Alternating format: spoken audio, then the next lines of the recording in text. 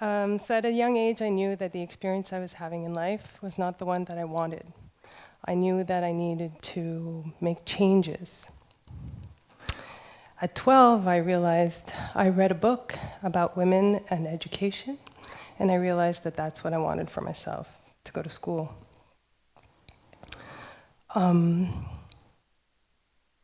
Fast forward to high school. At 17, I graduated high school and I couldn't get away from school fast enough. So university didn't come quite at that time. And then 20 years later, I had my son. I was working at the time and looking at my son and thinking to myself, what kind of life do I want? And in order to thrive, I need to go back to school. Not only for myself, but to be a good role model. Because I couldn't tell my son to go to school if I hadn't gone myself. So what drives people? I've been fascinated with what drives people, myself and others. So when I was younger and wanted to change, in order to see what drove people, I would observe. And then I would try to emulate their behavior. But as you can imagine, that wasn't very successful. Because what comes at the outside, we see they're happy and together, but didn't necessarily work for me. But more importantly, I think that people are like Facebook and Instagram. They put a picture of what it is, but it might not be necessarily the reality. And this approach of emulating people had its limits. It didn't really meet my needs. As I began teaching, I started seeing students in my classroom, some with really engaged and some not as much, sitting in the back, slouching, not wanting to be there. And I started asking my students, what motivates you? What drives you to be here? And some would say, I love learning. Some of them would say, I didn't really want to be here. My parents want me to be in school. Some of them would say, I really didn't choose this class. They forced me to take it. And others would just say, well, it's not really going well in my life, and being here right now might not be the thing. So what determines our self-determination is very different. So determination. Determination is a beautiful word. It talks about the resolve of moving forward. For myself, determination was a word that came to define me, and I grew very attached to that word. When I was in the end of high school, I played handball. That was the 80s. Now I think it's basketball. And I really enjoyed playing handball. And our team captain on the second year, most of the team was graduating, and she was really good. And she got us trophies made with a word on each trophy that defined each girl. And mine was determination. And I really connected with that word. And it's come to be very meaningful to me. So what do you need to be self-determined? Most people would answer motivation. But there's a unique combination of what motivates each and every one of us. And self-determination theory helps us with this. So self-determination theory talks about human motivation, how people strive for growth, and defines intrinsic and extrinsic motivation. So intrinsic motivation has to do with what motivates us from within, and extrinsic, what motivates us from the outside. A really good example of that was my academic journey. So when I went back to school, one of the extrinsic motivators was myself, the reward of being a good role model for my son, but one of the intrinsic one was my pleasure I derived from learning. It also talks about growth and how we integrate new experiences that help us grow. And growth is not necessarily automatic. It's not because a student was in my classroom they were necessarily growing. I hope they did with their experience and their learning, but if they didn't want to be there, it's pretty hard to grow. And people are in a dynamic relation with the environment, where we are at different given moments. Our needs need to be met. Sometimes they are, sometimes they're not. But when they're met, we become engaged with the world around us. And when they're not met, we become demotivated and disengaged. These needs are competency, relatedness, and autonomy.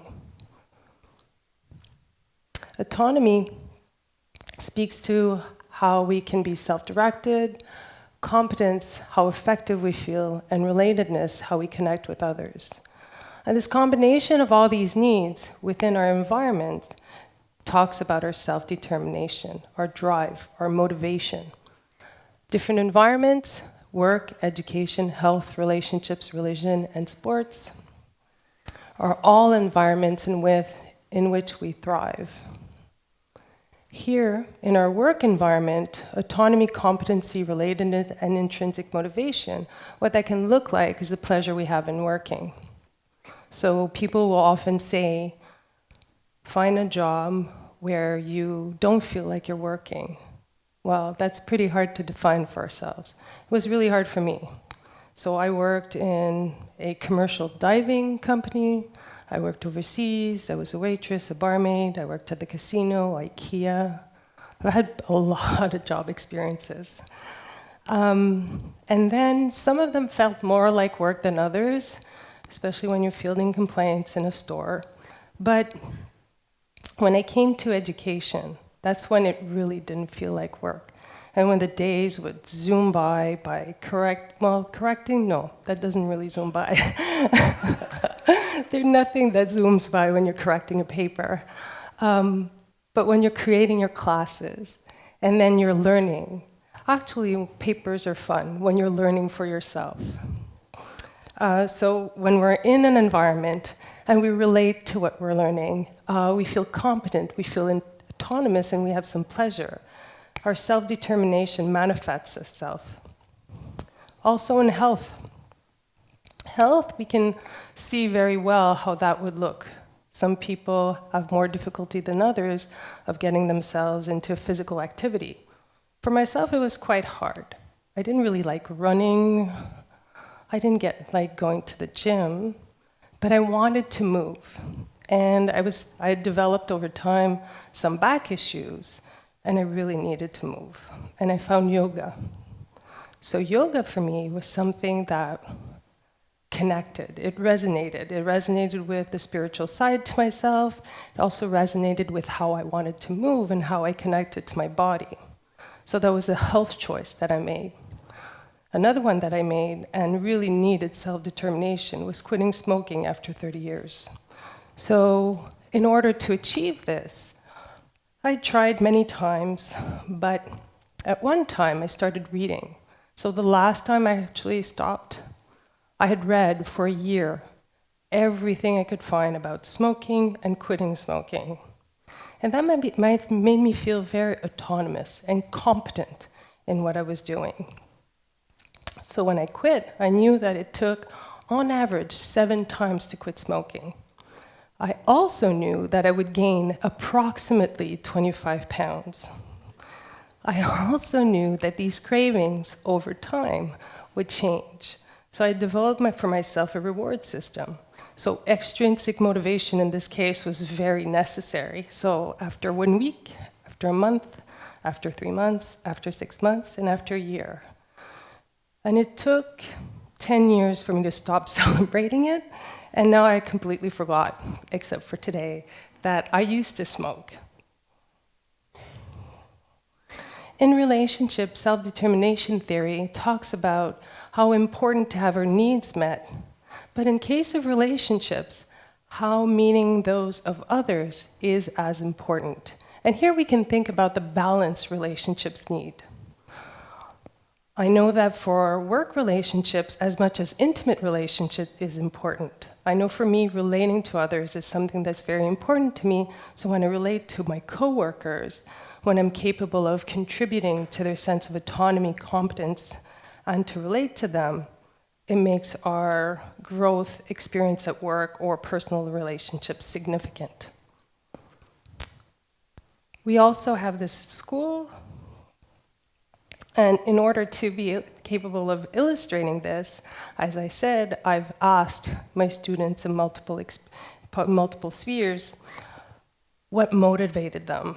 All without exception answer a love of learning. For those that are engaged and really interested, that's not necessarily in my class, but in their program or other classes, but there needs to be this enjoyment of learning.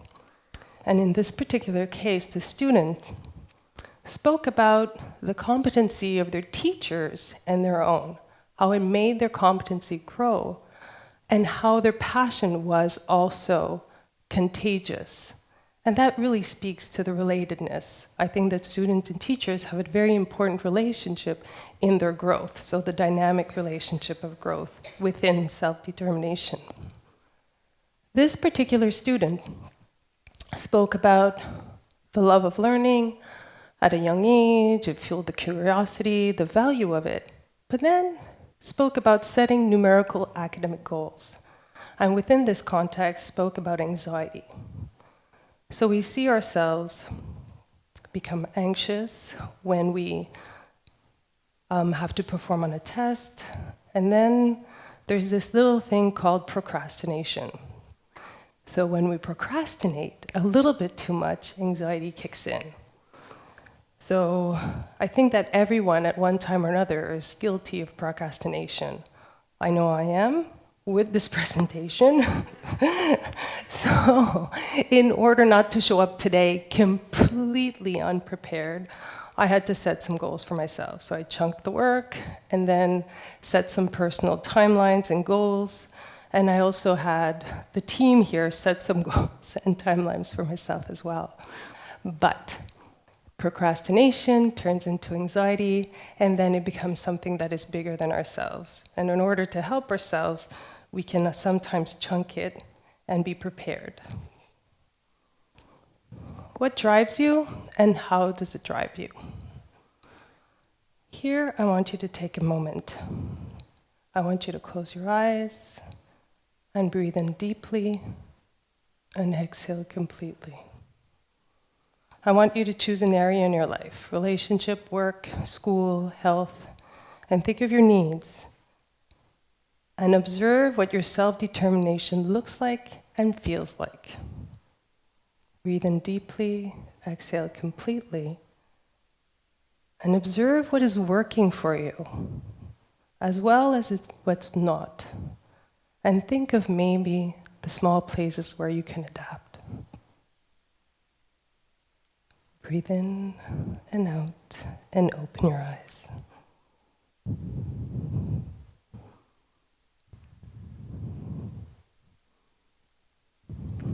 So when you focus on what works to meet your needs, you fuel your self-determination, and what that can look like for you.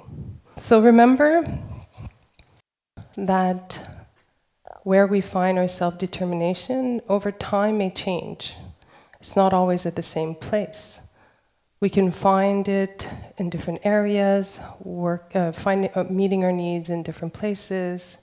And this is especially true when we're at crossroads. When we're at the end of something, we're graduating, new relationships, new jobs, or we want to end a job. So my particular experience is very recent. I've tried a new job, so I took a leave of absence from Champlain. They were very nice, they said yes. And I went to work as a learning strategist in a high school. And this has been a very enriching experience. And now and then I applied at this doctoral program, and I got refused. And I was really hoping to get in, and I didn't. So I'm at myself at a crossroad. Am I going to meet my needs, or is school always the place that I need to go to fuel myself and meet my needs? So Maya Angelou said, in life, I don't only want to survive, I want to thrive, and to do so with a bit of compassion, passion, humor, and style. Your mission in life may remain the same, but your goals are attained by addressing them step by step, day after day. This quote from Maya Angelou illustrates my mission well. My mission has remained the same over my lifetime, but my goals may have changed. So at one time, it was going back to school. One time, I decided to quit smoking. And this time particularly is yet to be defined. But the beauty of life is the ability to create our direction, and that's called self-determination. Thank you.